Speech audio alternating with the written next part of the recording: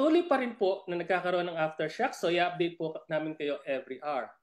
Naglabas din po tayo ng tsunami information around 7:12 ngayon pong gabi. Okay?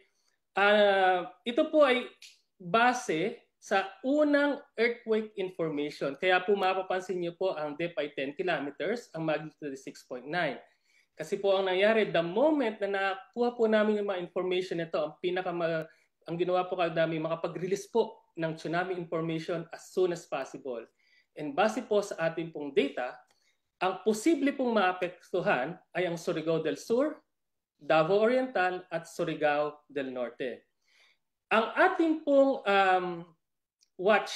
tsunami watch ay between 7:12 to 11:12 p.m.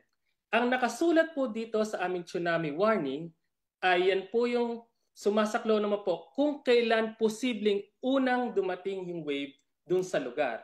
Nakasulat po dito magmula 7:12 p.m. to 9:12 p.m. So yan po yung time range na kung saan posibleng dumating yung unang tsunami wave. And then, after 2 hours po ng 9:12 at wala po tayong nakitang significant na pagbabago sa dagat o na-report po sa atin, mag-i-issue po tayo ng tsunami cancellation around 11:12 p.m. Okay.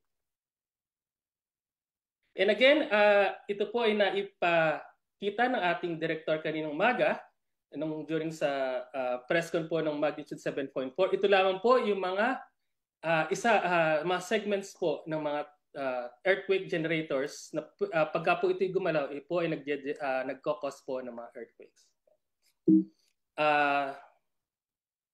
Again, historical earthquakes po. Ito po yung mga points po niyan. Yan po yung mga earthquake na nag-occur sa near the epicenter area na may lakas na magnitude 7 and above. Okay. So far, yun lamang po ang ating pong information. Ang ating pong quick response team ay nandun na po sa Mati at bukas po magko-conduct po sila ng mga information education campaign at hazard assessment po para po makakalap ng lahat po ng mahalagang impormasyon na isa-share po namin sa inyo. Magandang gabi po ulit at marami pong salamat.